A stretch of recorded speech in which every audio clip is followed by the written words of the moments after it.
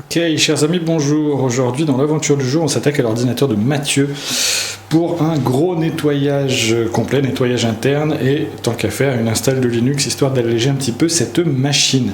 Le truc, c'est que le HP Pavillon DV6 n'est pas simple à démonter, parce que j'étais parti, je pensais que c'était une ancienne génération un peu facile. En fait, pas du tout. Il faut littéralement tout démonter pour accéder au ventilateur qui est bien évidemment caché ici, là-dedans, et on ne peut pas y accéder juste en soulevant la trappe arrière. Je m'explique.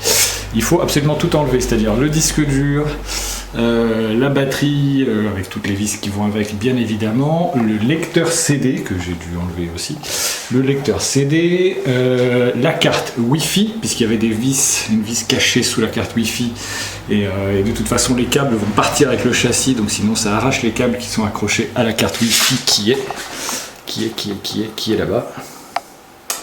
Bref, une fois que toute cette surface est enlevée, c'est là que les choses sympathiques commencent, puisque, et ça je vais le montrer en live, hop, je le remets un peu à plat. Une fois qu'on a enlevé tout ça, c'est que le début de l'aventure, puisqu'en gros, il faut d'abord dépluguer le clavier, et en dépluguant le clavier, cher Mathieu, ça c'est pour vous l'image, effectivement, c'est sale. C'est sale, c'est sale. Alors il faut y aller tout mollo parce qu'il y a des nappes accrochées sous le clavier. Mais l'état là sous le clavier, et je ne sais pas si on voit bien sur cette vidéo, mais c'était assez salace. Il y a beaucoup de choses là-dedans. Il y a beaucoup de farine, je crois. Bref, ça mérite du nettoyage, c'est sûr et certain que quand je vois ce qu'il y a là déjà, c'est clair et net que le nettoyage fera du bien à la chose. Donc le truc, c'est qu'il va falloir enlever en douceur les nappes qui sont accrochées sous ce clavier, et après c'est là que ça commence, parce qu'il y a tout un tas de petites choses là qu'on voit ici, là, les petites nappes là. Tout ça, il va falloir tout dépluguer avant d'enlever la plasturgie de cet ordinateur. Bref, c'est un démontage long et complexe. Allez, c'est parti.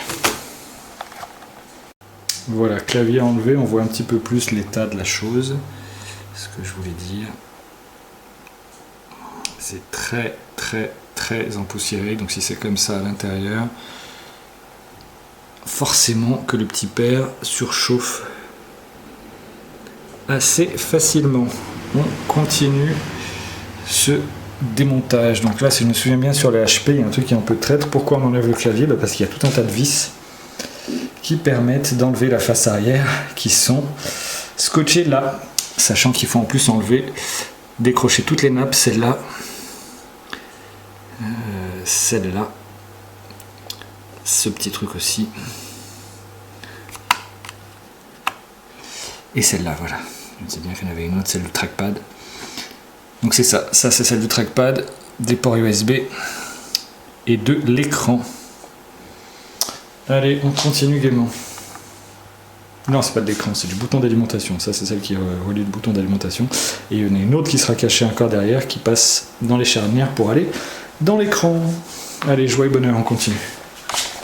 Ok, après un nettoyage au pinceau et avec des petites lingettes, c'est quand même vachement plus propre tout ça. Ça brille, on peut continuer le démontage. J'ai pas pu continuer avant de nettoyer ça. Ok, après une longue session, j'ai réussi enfin à dépluguer le châssis, et donc on peut enfin avoir accès à la partie inférieure de cette carte mère. Je pose ma plasturgie, et donc effectivement, là aussi, hein, c'est sans grande surprise. Je peux pas mettre un... Non, je peux pas mettre. Donc oui, c'est ça, c'est la partie qui nous intéresse le plus, bien évidemment, c'est tout ce qui est ventilation, et donc oui, c'est recouvert, totalement recouvert de grosses poussières, grosses poussières. Donc on va continuer un petit peu le démontage, parce qu'il va falloir, on va brosser la carte mère, on va passer un petit coup d'air, de compresseur, mais effectivement, il y a des moumoutes, des grosses, enfin voilà, tout est recouvert de poussière là-dedans, donc effectivement... la surchauffe était inévitable, j'ai envie de dire, là-dedans. Ouais, tout est plus que très poussiéreux. Allez, On continue gaiement l'aventure. Ouais, mais là, surtout au niveau du pros, là, enfin, du processeur et du refroidissement. Le processeur est en dessous.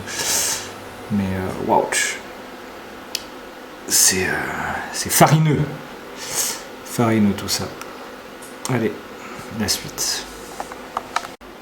Ok, mission réussie. Après avoir déplugué tout ce qu'il fallait dépluguer, la carte mère s'enlève enfin de cet ordinateur et nous laisse voir des montagnes de poussière aux endroits stratégiques. On va retourner la carte mère pour la voir, parce que oui, je l'ai un peu nettoyé de ce côté-là.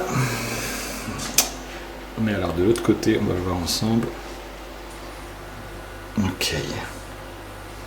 Donc le système de ventilation qui est plus que noirci, mais plus que noirci, un peu carbonisé même, je dirais.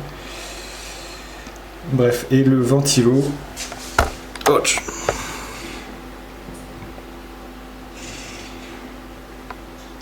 Les entrées d'air. Bref, tout ça on va le passer au compresseur pour essayer d'en faire un peu quelque chose, parce que là effectivement c'est pas très beau. On va vérifier là sur les côtés là.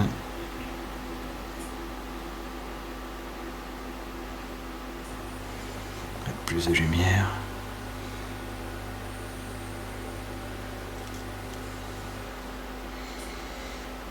Ok. Un peu étonnamment, la face du dessus est plus sale que la face du dessous. Donc comme quoi, des fois on a des surprises. Allez, on va quand même démonter le ventilo, le nettoyer au peigne fin, c'est le cas de le dire, parce que là il y en a besoin. Et après, on remonte tout ça.